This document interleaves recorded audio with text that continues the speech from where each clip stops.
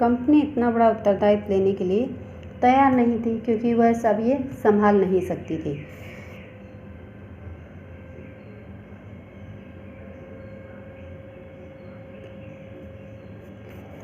Clive was diplomatic, so he left the Nizamat to Nawab of Bengal and to Diwani rights in his hand.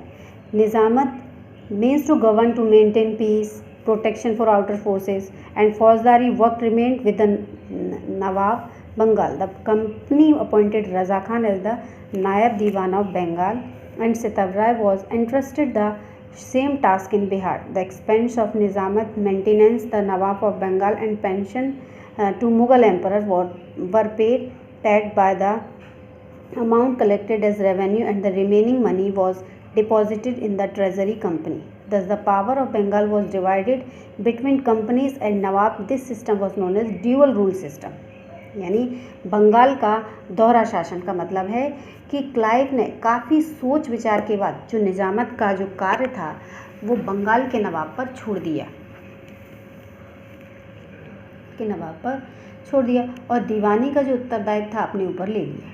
तो राजस्व, जैसे कि निजामत शासन करना होता है, शांति व्यवस्था, बाह्य आक्रमण से सुरक्षा, और जो फौजदारी का कार्य था वो बंगाल के नवाब के पास रहा। तो राजस्व भूमि वसूल करने के लिए कंपनी ने रजा खां और सिताब राय को नियुक्त कर दिया। तो रजा खां को बंगाल का और सिताब राय को बिहार का नायब नियुक्त किया गया। यानी रजा खां को बंगाल का और सिताब राय को बिहार का, दो जगह ये बंगाल का शासन बांट दिया। तो प्राप्त जो राजस्व था उसमें निजामत का व्यय, बंगाल के नवाब का खर्च और मुगल सम्राट को पेंशन देने का शेष राशि कंपनी की कोष में जमा की जाती थी। इस प्रकार जो बंगाल की शक्ति थी कंपनी तथा नवाब के बीच विभक्त हो गई, यानी आधी नवाब के पास, आधी कंपनी, ईस्ट इंडिया कंपनी के पास। तो इस तरह ये बंगाल जो था वो दोहरा शासन प्रबंध हो गया उसमें, यानी बंगाल का दोहरा शासन उसे कहा जाता है। अब ये देखिए आगे है डिक्लाइन ऑफ ड्यूअल गवर्नेंस, यानी दोहरे शासन का क्या प्रभाव पड़ा। The real control of Bengal lay in company hand, but in reality it was free from all liabilities. Nawab was the ruler of Bengal, but his executor was empty.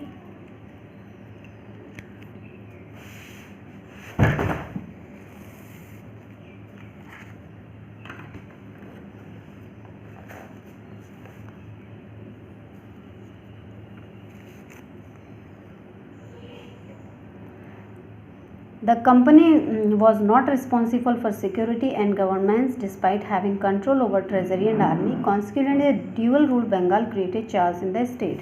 The dual rule in Bengal damaged agriculture, industry and trade of Bengal. The common man became the victim of company atrocities. There are chaos over the Bengal. The company appointed Warren Hastings as governor of Bengal in 1772. Soon after taking charge, Hastings abolished the dual rule system and took the right of Nizamat and Diwani in his hand. The Nawab of Bengal had nothing to do not except getting pension. यानी कि बंगाल की जो समस्त शक्ति थी वो company के हाथों में थी, किंतु अपने उत्तरदायित्व से मुक्त थी। नवाब जो था, मतलब जो जिम्मेदारी नवाब को दी गई थी उसके पास शासन का संपूर्ण दायित्व था, परंतु उसके पास शक्ति थी और ना ही धन था। कंपनी के पास सेना और कोष दोनों थी, किंतु शासन और सुरक्षा के प्रति उसकी जिम्मेदारी नहीं थी। तो परिणाम यह हुआ कि दोहरे शासन प्रबंध ने बंगाल की जनता को अपार कष्टों में डाल दिया, और दोहरे शासन के कारण बंगाल की कृषि, उद्योग, व्यापार सभी कुछ नष्ट होते गए। साधारण जो दरिद्रता थी, जो गरीबी थी और अत्याचारों से पीड़ित हो रही थी वहाँ की जनता, चारों तरफ हाहाकार था। फिर सन 1772 में जो 1772 में एक कंपनी द्वारा वॉरेन हेस्टिंग्स जो थे उनको बंगाल का गवर्नर नियुक्त किया गया। उसने दोहरे शासन प्रबंध को प्रथा को 1772 में समाप्त कर दिया और निजामत तथा जो दीवानी के अधिकार पत्रक उसने अपने हाथ में ले ली। बंगाल के नवाब का पद पूरी तरह से पेंशन का बना दिया गया।